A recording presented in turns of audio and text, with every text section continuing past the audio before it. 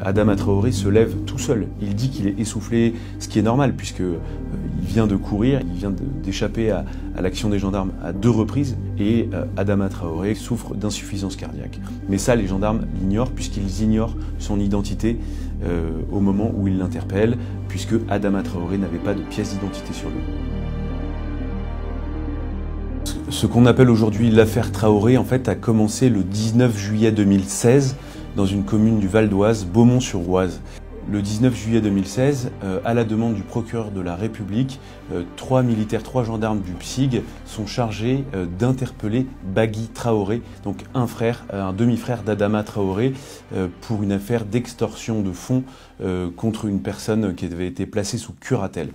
Et à l'occasion de cette interpellation, ils identifient Bagui Traoré et quelques mètres plus loin, ils identifient un homme qu'ils ne connaissent pas et qui, à leur vue, à la vue des gendarmes, lâche son vélo soudainement et se met à fuir.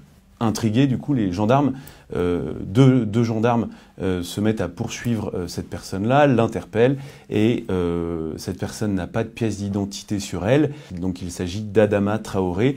Les gendarmes se séparent du coup en 2 groupes et 2 gendarmes courent après Adama Traoré pour essayer de l'interpeller. Il l'interpelle assez rapidement, sachant qu'il faut se souvenir un peu du contexte. C'était un été au cours duquel il a fait très chaud, et donc les gendarmes sont essoufflés, Adama Traoré est également essoufflé. Les gendarmes lui passent une menotte. Adama Traoré demande aux gendarmes de pouvoir reprendre son souffle. Les gendarmes lui accordent bien évidemment ce temps pour qu'il puisse récupérer. Voilà. Et quelques instants plus tard, un des amis d'Adama Traoré qui constate l'interpellation, bouscule un des gendarmes et aide Adama Traoré à fuir une première fois. Et donc Adama Traoré prend la fuite et se réfugie quelques mètres plus loin au domicile d'une personne. Voilà. Et donc il rentre dans le salon de cette personne et il va se cacher, s'enrouler sous une couverture. Et à cette occasion-là, des gendarmes qui étaient, un autre équipage de gendarmerie qui était à proximité, rentrent au domicile de cette personne. Et donc il y a 3 gendarmes qui participent à cette nouvelle interpellation. Il y en a un qui s'occupe d'immobiliser les jambes d'Adama Traoré et les 2 autres s'occupent chacun des membres supérieurs, à savoir les 2 bras d'Adama. L'interpellation dure à peu près entre 30 secondes et 1 minute. Les gendarmes lui passent les menottes. Adama Traoré dit effectivement qu'il est essoufflé, mais il parvient quand même, alors qu'il est menotté, à se relever tout seul. Les gendarmes prennent Adama Traoré, donc, qui est menotté, l'installent à l'arrière du véhicule de la gendarmerie et le conduisent à la brigade de gendarmerie de Persan. Il s'écoule très peu de temps en réalité au cours de l'interpellation. Le temps de trajet, le temps de transport a duré moins d'1 minute puisque le domicile à l'intérieur duquel Adama Traoré a été interpellé se situe à seulement moins d'1 kilomètre de la brigade de gendarmerie de Persan. Et en tout et pour tout, Adama Traoré restera entre les mains des gendarmes pendant 10 minutes maximum. Les gendarmes arrivent ensuite donc à la brigade de gendarmerie de Persan. En sortant de la voiture, ils se rendent compte que Adama Traoré a manifestement fait un malaise et qu'il n'est pas bien. Et ils repèrent aussi une tache sur le fauteuil sur lequel Adama est installé.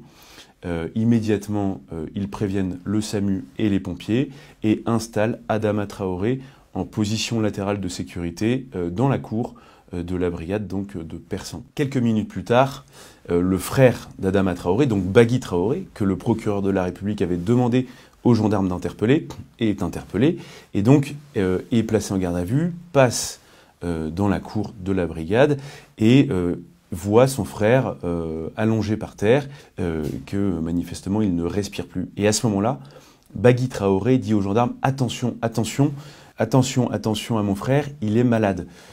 Et effectivement, en fait, il sera constaté par la suite, et on l'apprendra, Adama Traoré souffre d'une insuffisance cardiaque. Voilà, c'est une information d'ailleurs que la famille aura beaucoup de mal à accepter, à assumer, puisque pour la famille, Adama Traoré a été tué par les gendarmes.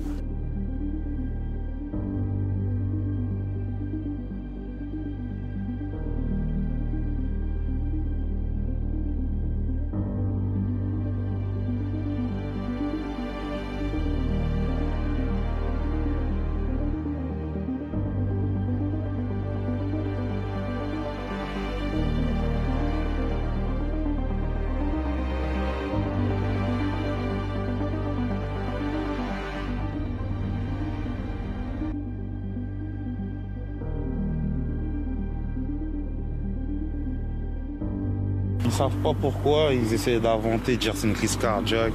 Il n'y a rien du tout de crise cardiaque, c'est eux qui l'ont frappé.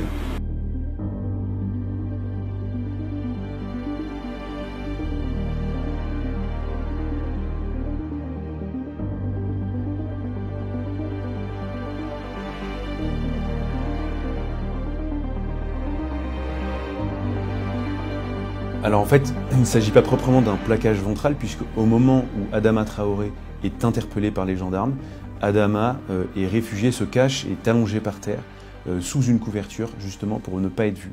Et donc au moment où il est interpellé, il est déjà allongé par terre. Et à l'occasion d'ailleurs de l'interpellation, Adama Traoré se débattra. Et à l'issue du menottage qui a été réalisé par 3 gendarmes, un premier gendarme immobilise les jambes, les membres inférieurs, et 2 gendarmes s'occupent chacun d'un bras d'Adama Traoré. Le menotte, et à l'issue de cette immobilisation, Adama Traoré n'a pas perdu connaissance d'ailleurs. Adama Traoré se lève tout seul. Il dit qu'il est essoufflé, ce qui est normal puisqu'il vient d'échapper à l'action des gendarmes à 2 reprises. Et donc voilà, il est essoufflé, il fait chaud, et Adama Traoré, comme on l'a dit, est cardiaque, souffre d'insuffisance cardiaque. Mais ça, les gendarmes l'ignorent, puisqu'ils ignorent son identité au moment où ils l'interpellent, puisque Adama Traoré n'avait pas de pièce d'identité sur lui. Les rapports d'autopsie montrent que Adama est mort parce qu'il souffrait d'insuffisance cardiaque, que les gendarmes n'ont absolument pas tué ou n'ont absolument pas fait pression sur la cage thoracique d'Adama Traoré, et que ce n'est pas l'action des gendarmes qui a entraîné et provoqué la mort d'Adama Traoré. Et d'ailleurs, il y a d'autres éléments qui nourrissent au dossier d'instruction, permet de comprendre certaines choses. On a découvert par exemple que Adama Traoré, lors de son interpellation, avait sur lui du cannabis, que lui-même avait du cannabis, on a retrouvé des traces de cannabis dans son corps, qu'il avait sur lui 1700 € d'argent liquide qui, sans doute, selon un certain nombre d'acteurs du dossier, venait de l'argent de la drogue. Faut pas oublier non plus que Adama Traoré, ça faisait 1 mois qu'il venait d'être libéré de prison, et que au cours de son séjour, au cours de son incarcération, il avait été accusé de viol par son codétenu. Adama Traoré n'est pas non plus, même si c'est un drame et même si c'est terrible pour sa famille, c'était pas non plus un enfant de cœur pour la police, puisqu'il était connu des services de police et de justice pour 17 faits de violence, d'extorsion de fonds, de violence contre des agents de la force publique. Quelques minutes plus tard, on annonce à Bagui Traoré que le drame, son frère Adama est mort. Et par volonté d'apaisement, à ce moment-là, le procureur de la République décide de libérer Bagui Traoré et donc de mettre fin à sa garde à vue.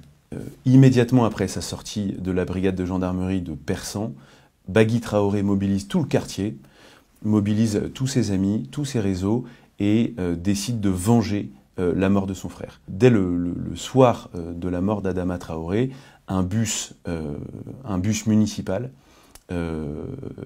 est détourné et utilisé comme voiture bélier pour enfoncer les grilles de la brigade de gendarmerie de Persan. Et s'ensuivent ensuite 5 nuits d'une violence inouïe, au cours desquelles les gendarmes ont été victimes de tirs d'armes à feu, parfois d'armes de guerre.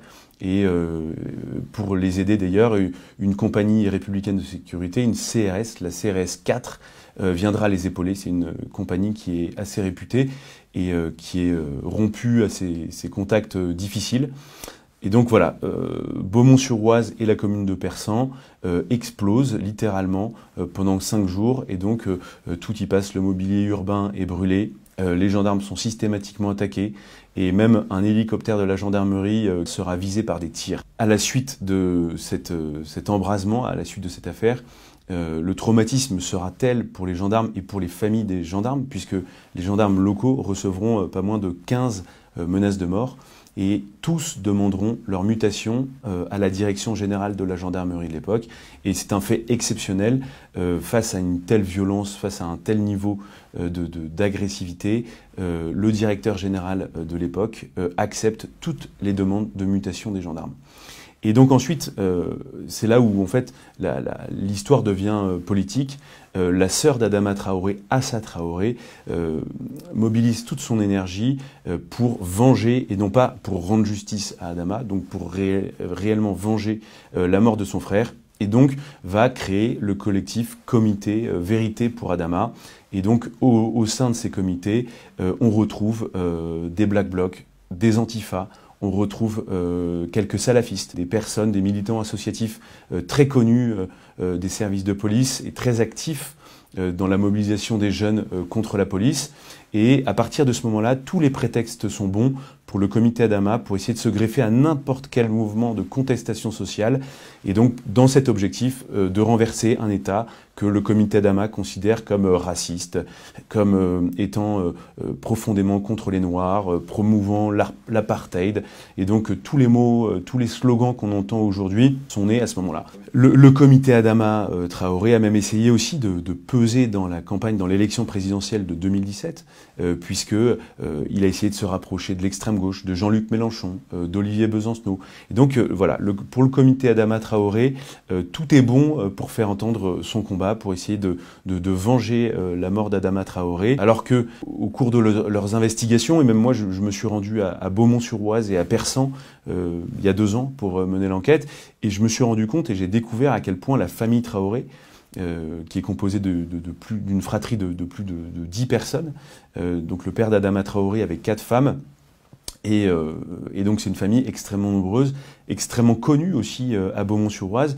Et dès que j'ai pu rencontrer des habitants de Beaumont-sur-Oise et que je voulais les faire parler de cette affaire-là, ils n'acceptaient de parler qu'à la condition d'être anonymes, parce que tout le monde me disait, ici le clan Traoré, la famille Traoré terrorise tout le monde. C'est une famille qui fait pression, c'est une famille qui est vraiment connue pour être parmi des familles très impliquées dans la grande délinquance en Île-de-France.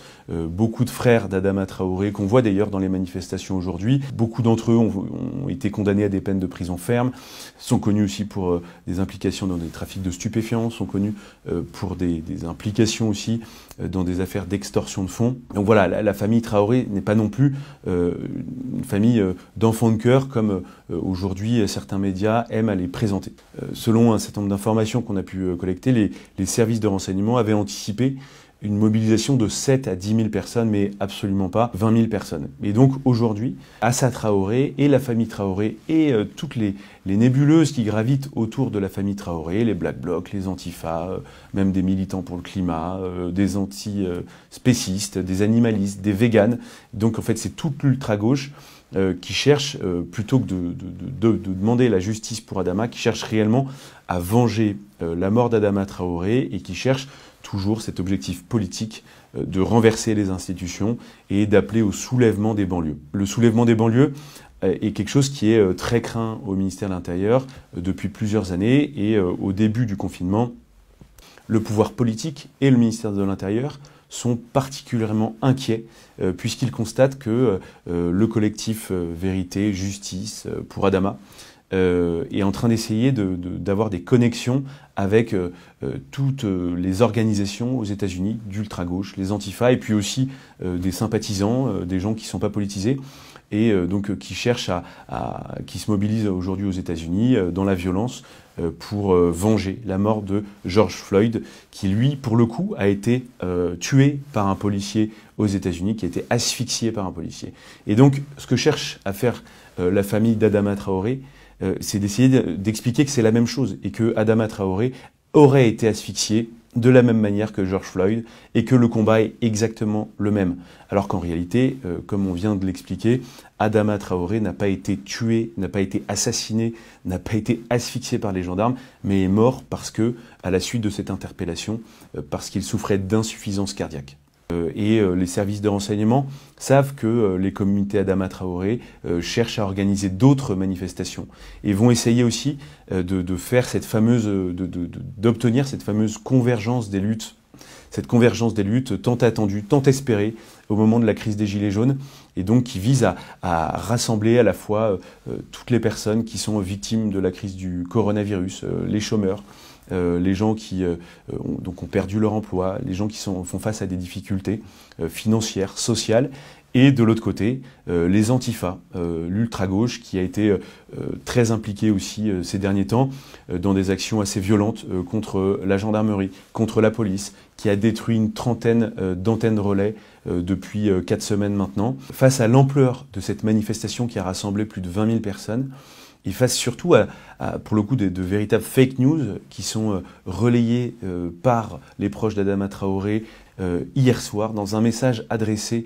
à 100 000 gendarmes. Le directeur général de la gendarmerie nationale, le général Rodriguez, a pris la plume et pour expliquer aussi, pour défendre l'action de ces gendarmes. Et il a rappelé 2 choses extrêmement importantes. Il a rappelé tout son soutien et toute sa confiance aux camarades impliqués, donc les gendarmes qui sont impliqués dans l'interpellation qui a entraîné, à la suite de laquelle Adama Traoré est mort.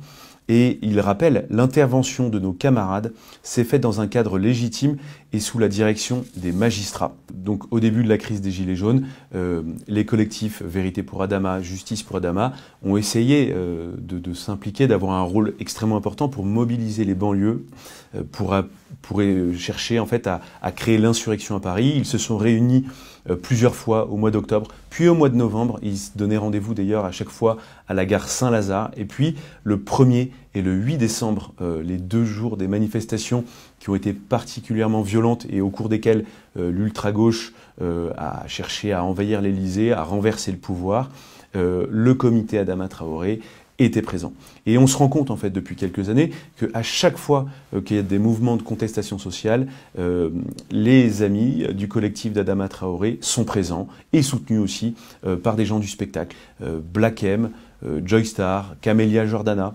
Et donc un écosystème de personnes qui sont persuadées qu'il y a un racisme d'État en France, que la police est particulièrement violente et que la police est raciste. Et donc ça, c'est vraiment le leitmotiv de ces personnes et donc de ces militants d'ultra-gauche. Et puis un détail qui n'en est pas un. Le jour de l'affaire Benalla, eh bien, le militant qui filme Alexandre Benalla n'est autre qu'un des militants qui fait partie du comité Vérité pour Adama et qui porte d'ailleurs à cette occasion-là un t-shirt à l'effigie d'Adama Traoré. Et donc en fait, depuis ce moment-là, on retrouve dans tous les mouvements de contestation sociale des militants proches de ces collectifs-là, et donc qu'ils ne souhaitent qu'une seule chose, renverser les institutions et mettre le feu aux banlieues pour renverser l'État.